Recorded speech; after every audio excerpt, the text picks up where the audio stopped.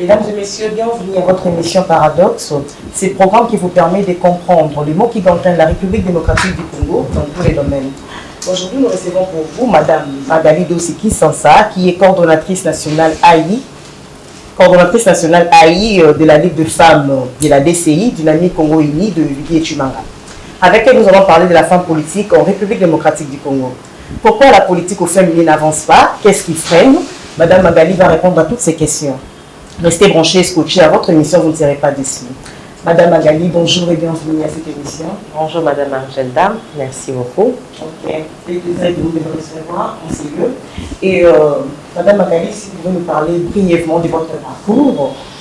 En fait, c'est pas aisé de parler de soi, mais faites un effort de nous. C'est un exercice un peu difficile, mais pour commencer, j'aimerais d'abord m'excuser pour ma voix parce que je suis un peu grippée, je suis enrhumée. Et donc, moi, j'ai fait mes études secondaires, humanité, à l'Institut Bobo-Coli, les Champagnons à Delvaux. J'ai fait la biologie, biochimie. Wow. Et puis, j'ai fait le droit à l'Université protestante du Congo. Où j'ai fait le... difficile parce que les biochimies... j'ai pu m'adapter. J'ai pu m'adapter, donc j'ai pu trouver mes repères et j'ai pu m'en sortir très vite. Donc j'ai fait le droit à l'Université protestante du Congo, j'ai fait le droit économique et social. Et voilà, ça c'est mon parcours scolaire, académique.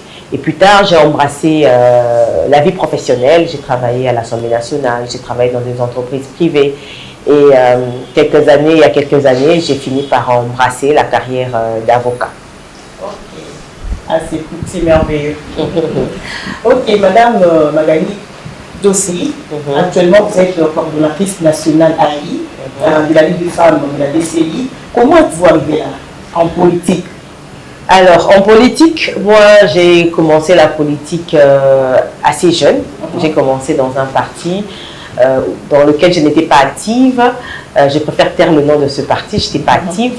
Et j'étais vite découragée en voyant tout ce qui se passait dans le milieu politique. J'étais vite découragée. Je me suis dit, bon, j'aurais du mal à m'adapter à certaines choses, avec l'inconstance des hommes politiques qui me révoltaient un peu. J'ai dit, ok, je veux regarder la politique vraiment de loin. Je ne veux pas être en plein dans la politique. Mais bon, comme la politique est une vocation, est un appel, j'ai fini par y retourner à la DCU. À la DCU, j'ai commencé par être vice-présidente de la Fédération de la Lupunga. Ensuite, on m'a placée en tant que vice-coordonnatrice ou coordonnatrice adjointe de la Ligue des femmes.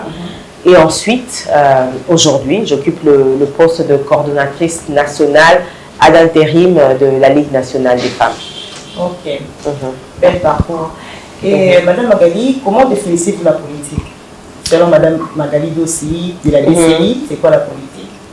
Pour moi, la politique, c'est un moyen de changer les choses, un moyen de poser un cadre pour que l'économie du pays puisse avancer. C'est un moyen qui nous est donné de pouvoir devenir des acteurs, des actrices du développement de notre pays. Ok. Et Madame Magali Doseki, dans la Ligue de femmes de la DCI, vous étiez d'abord dans l'échelonnement. Vous avez trouvé qui? Avant, il y avait ma consoeur, maître Arlette Odia, qui était coordonnatrice nationale. Et lorsqu'elle a décidé de nous quitter, on m'a confié la charge d'assurer l'intérêt.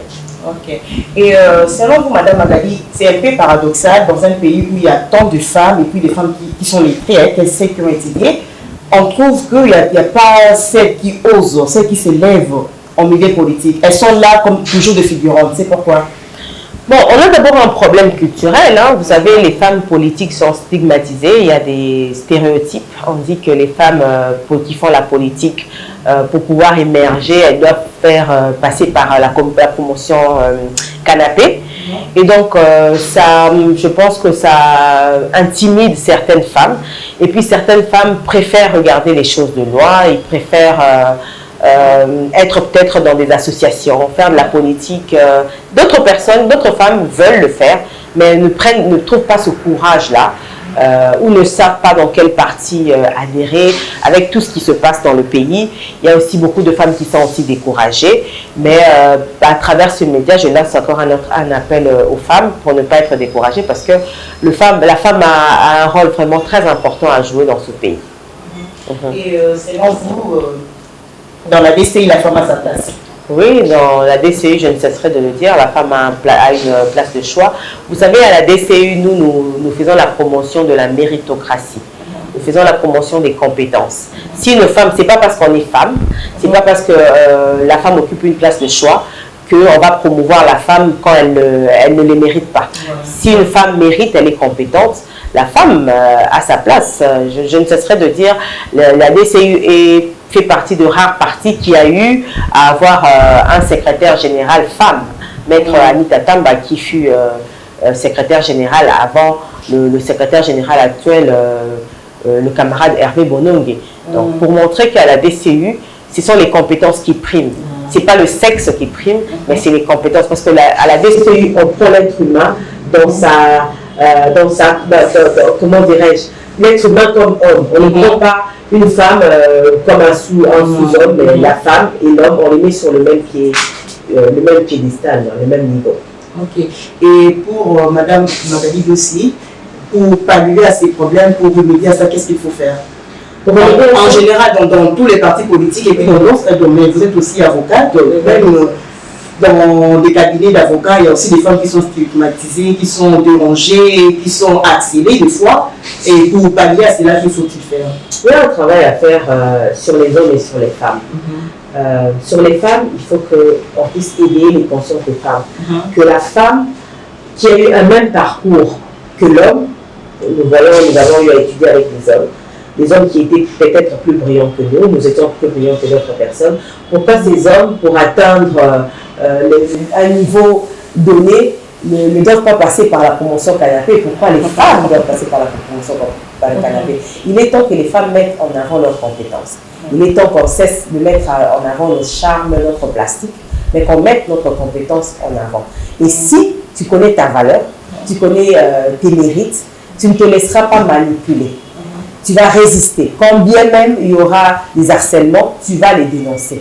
Et aux hommes aussi, de prendre la femme en tant qu'un être complet, de voir les compétences de la femme, de voir les mérites de la femme, et ne pas vouloir manipuler la femme pour pouvoir assouvir ses plaisirs. Il est temps aussi que les hommes aussi accompagnent les femmes dans cette lutte. On a, dans la lutte de la promotion de la femme, on a des hommes qui accompagnent les femmes dans cette lutte qu'on appelle les hommes genrés, qui ont compris que les femmes sont compétentes, qui ont compris que les femmes ont de mérite, qui doivent être accompagnées afin qu'elles puissent prendre conscience qu'elles sont des êtres complètes, voilà, et qu'elles ont des compétences et qu'elles doivent mettre en avant leurs compétences. Et Madame Magali, souvent on dit que les femmes n'émergent pas parce que c'est seulement les femmes qui ne poussent pas leur père, parce que si la femme postulait aujourd'hui, il y aura peut-être que des hommes qui vont les voter, mais il n'y aura pas de femmes qui vont s'impliquer et s'imprégner ces combats. Que diriez-vous à cela? C'est vrai. Moi, je dis la vérité, c'est vrai. Les femmes ont souvent du mal à se soutenir. Mais je pense qu'on est dans un ère, dans un temps où les choses doivent changer, où les femmes doivent s'unir. Parce qu'aujourd'hui, notre pays a été dirigé pendant des années par des hommes. Nous voyons à l'Assemblée nationale, la majorité sont des hommes, que ce soit au Sénat, que ce soit dans les différentes assemblées provinciales, ce sont toujours des hommes qui sont majoritaires. Il est temps que ça change. Et pour que ça change, comme les femmes représentent un pourcentage élevé de la population, ce sont les femmes qui doivent s'unir autour d'autres femmes pour pouvoir faire que la tendance soit renversée. Vous savez, l'article 14 de la Constitution parle de la promotion de la femme, parle de la parité. Mais pour que ça se concrétise, ce sont les femmes et d'autres hommes aussi qui ont compris que les femmes peuvent changer quelque chose, peuvent emmener quelque chose. Les femmes ont une autre façon de voir les choses, une façon qui va aider ces pays à aller de l'avant. Ces hommes, avec ces femmes qui croient aux femmes, vont s'unir autour de ces femmes pour pouvoir promouvoir ces femmes à des postes élevés. Et vous croyez que ces femmes-là qui ne soutiennent pas les autres sont mal intentionnées? Bon, vous savez souvent, les femmes, d'abord, elles-mêmes ont tendance à se minimiser par rapport aux hommes. On se dit, quand on nomme par exemple une femme gouverneur de la Banque centrale, on se dit, ah, une femme. En fait, il y a ce qu'elle saura. Voilà, on a tendance, quand c'est un homme qui est nommé, on trouve ça normal. Mais quand c'est une femme, on a tendance à être surprise. En commençant par nous-mêmes, les femmes. C'est parce qu'on nous minimise, on se minimise nous-mêmes. On sait qu'on est compétentes, les femmes connaissent leur capacité, mais comme je dis, elles ont du mal à oser. Et c'est pour cela qu'elles préfèrent faire confiance à d'autres hommes. Mais je pense que maintenant, la tendance est en train de se renverser, parce que les femmes, plus en plus, sont en train de s'éveiller. Et le travail que les associations, les femmes, les groupes de pression, les partis politiques, les listes des femmes de certains partis politiques, et notamment de la DCI, sont en train de faire, c'est d'éveiller les consciences. De faire montrer aux femmes qu'elles doivent s'unir, les femmes doivent s'unir pour qu'il y ait un changement. Et aussi, quelque chose de capital, beaucoup de femmes ont l'impression que lorsqu'on parle de la promotion de la femme, de la parité de la femme, c'est que la femme veut devenir chef de l'homme. Quand on parle de la parité, de la promotion, c'est dans un cadre bien spécifique. Ce n'est pas dans le cadre du mariage, dans le cadre du ménage, où nous qui sommes chrétiens savons que l'homme est le chef de la famille. Mais lorsqu'on parle de la politique, lorsqu'on parle de la vie professionnelle, lorsqu'on parle des droits et des obligations, la femme est l'égale à un homme. Donc la femme a les mêmes droits devant la Constitution, envers le pays, envers les institutions, que l'homme. Et si une femme se sent lésée en parti politique ou dans une organisation et qu'elle veut lancer un SOS ou lancer un appel à d'autres femmes, Madame Magali est là, disponible pour ces genres de femmes qui voudraient son assistance. Bien sûr, je suis là. Si nous sommes là, je dis, le grand travail que nous sommes en train de faire, c'est de conscientiser les femmes.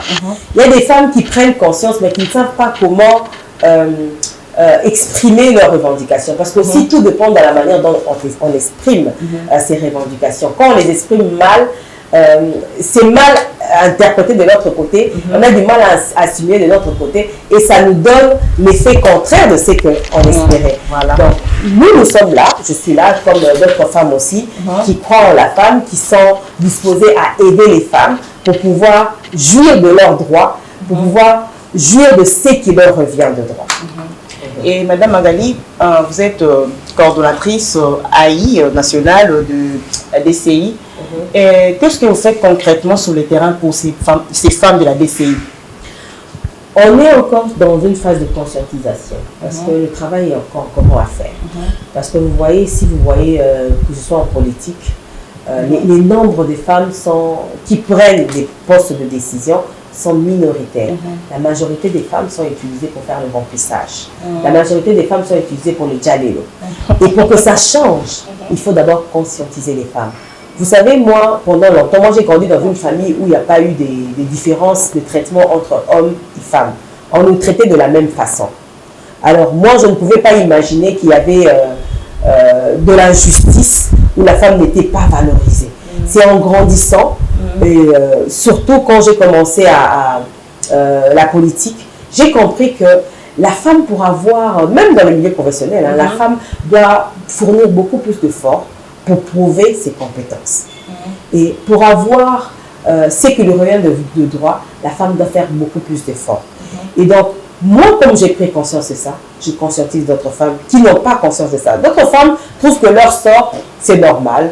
Si on lui donne les restes, c'est normal. Si à un poste ou à compétence égale, on donne à un homme, c'est normal. Il faut, si cette femme est conscientisée, elle va conscientiser une autre femme, et ainsi de suite, les femmes seront éveillées, et les femmes réclameront, revendiqueront leurs droits, et les choses vont changer. Ok. Maintenant, vous descendez sur le terrain, vous organisez des séminaires, vous faites quoi exactement? Pour le moment, nous sommes encore au niveau de la DCU, au niveau des femmes de la DCU, parce que ce sont ces femmes-là. Notre stratégie, notre tactique, c'est de former et conscientiser les femmes qui sont dans la DCU. Et ces femmes, elles vont à leur tour conscientiser les femmes qui sont tout autour d'elles. Pas uniquement les femmes, mais ainsi que les hommes aussi. Ces femmes, c'est ça le travail que chaque femme qui fait partie de la Ligue des femmes de la DCU est appelée à faire. Ok. Donc, vous conscientisez les femmes et puis vous... Là, c'est bon. Mais Madame Magali, parlons, vous êtes politique, parlons un peu de ce qui se passe dans notre pays. Si on pourrait parler du dossier de la CENI, là où on voit tant de problèmes sur la surfacturation des véhicules et il y a des ministres des Finances avec, qui s'entretuent avec le président de la CENI. Quelle est votre lecture par rapport à cela? Ma lecture, j'ai suivi ces échanges avec attention. Bon, j'ai suivi les déclarations du ministre des Finances qui parle de surfacturation, de tout ça. Je pense que le ministre des Finances ne parle pas en vain, il parle parce qu'il y a des soubassements qui prouvent qu'il y a eu surfacturation. Et si bel et bien il y a eu surfacturation, c'est un appel aussi qu'on lance aux animateurs de la CENI, au président de la CENI, de pouvoir être un peu plus regardant pour que ce genre de choses ne se reproduisent pas dans l'avenir. Ok, Madame Magali aussi sera candidate aux Oui, élections je serai candidate, mais je me réserve de dire à quel niveau. À quel niveau? Ok. Et Madame Magali, en politique, quelle est cette femme qui vous a marqué par son combat? Ouf! Il y en a tellement, tellement. En tout cas, juste une ou deux ou trois, c'est qui vous ont vraiment le plus... en fait, je veux dire, qui vous ont vraiment poussé dans la politique. Bon, la femme qui m'a marqué, dont j'admire le courage, c'est maman Eve Bazaïba. Je l'ai vue dans sa casquette de CG, je l'ai vu comment elle était dynamique, comment elle pouvait se retrouver seule parmi les hommes. C'est une femme qui m'a beaucoup marqué, qui m'a beaucoup inspirée. Elles sont nombreuses, mais je me limite à l'exemple de maman Eve Bazaïba. Et Madame Magali rêve quel ministère, par exemple, où vous devriez exhiber vos capacités? Ah là là, ça c'est une question compliquée. C'est une question que je me réserve de répondre au risque que les gens puissent interpréter mal. Vous savez, comment l'interprétation est vite partie dans plusieurs sens. Non, c'est dans les je pense, moi, quand je vois mon parcours, je suis une personne qui a plusieurs casquettes. Moi qui suis juriste, j'ai travaillé dans une entreprise technique. Et j'ai travaillé dans une entreprise technique et j'ai pu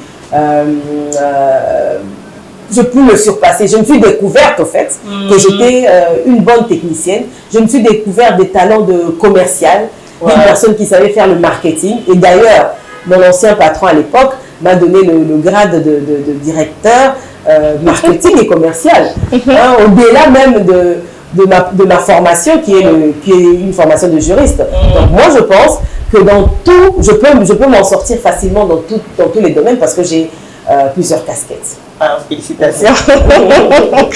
Là, c'est merveilleux. Et maintenant, par rapport à vos fonctions, quelle est votre vision par rapport à la femme de la DCI et la femme congolaise en général? Ma vision, je ne cesserai de dire que la femme est compétente. La femme de la RDC est compétente. Il y a maintenant peu de femmes qui sont ambitieuses. Il y a peu de femmes qui mettent leurs ambitions, qui concrétisent leurs ambitions.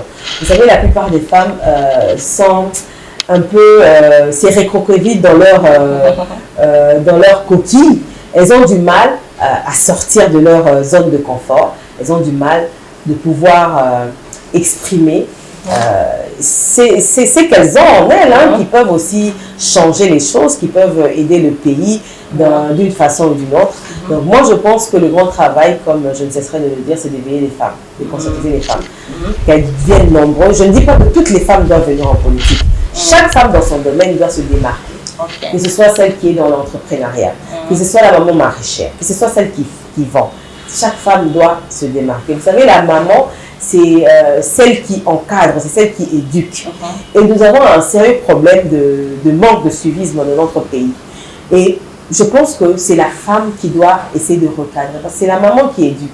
Si nous éduquons bien nos enfants, il ne faut pas jeter les ordures, il ne faut pas insulter, il ne faut pas faire ceci. Nos enfants grandissent avec ça et à leur tour, ils inculquent ça à d'autres enfants. Donc je pense que la femme a un grand rôle dans ce pays, peu importe la casquette qu'elle a, peu importe la fonction qu'elle occupe, peu importe le travail qu'elle fait, la femme a un grand rôle pour le développement de ce pays et le changement de mentalité. Les femmes juristes, ils connaissent trop, ils vont commencer à emmener le droit à la maison. Le droit, c'est pour le travail, c'est une carrière, c'est une profession. On n'a même pas le travail dans le foyer. Donc, je conseille à ces mamans où je leur lance le message que c'est pas ça, leur raisonnement est erroné. Une femme, une fille, on l'a bien éduquée. Pour qu'elle soit une bonne femme, c'est ce qu'elle fera, elle sera une bonne femme. C'est vrai qu'il y a d'autres femmes qui n'assument pas l'éducation, mais pour la plupart, comme maman était un bon modèle, un bon exemple d'une bonne femme au foyer, d'une bonne mère, c'est ce que l'enfant, la fille va reproduire. Ok, Madame Magali, en fait c'est tellement beau de savoir que la femme peut tout faire. Et maintenant pour les femmes qui se disent, elle est intellectuelle, peut-être professeure des universités, avec toutes les capacités pour faire aussi la politique, mais qui se dit que la politique c'est seulement un champ des rapports de force uniquement pour les hommes. Comment Madame Magali peut inviter ces gens de femmes aussi à aller de l'avant dans le monde de politique? Mais la politique n'est pas différente de toute autre profession. Vous savez ce qui se passe dans la politique, c'est ce qui se passe dans les entreprises. Les hommes sont souvent majoritaires par rapport aux femmes.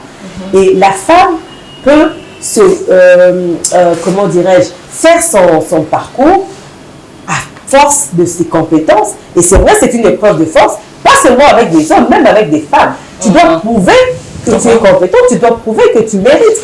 Personne, c'est pas un cadeau. En fait, la vie n'est pas un cadeau.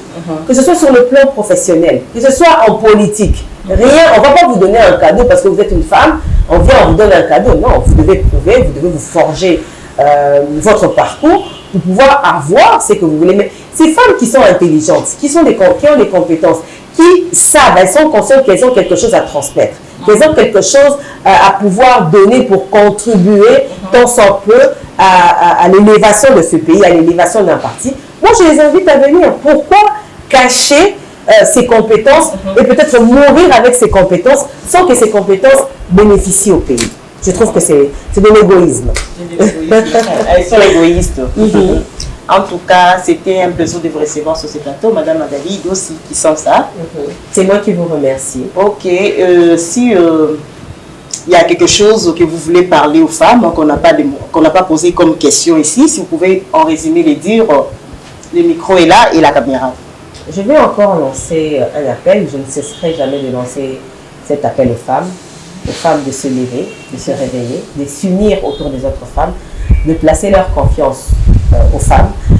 C'est dans quelques mois, il y aura les élections.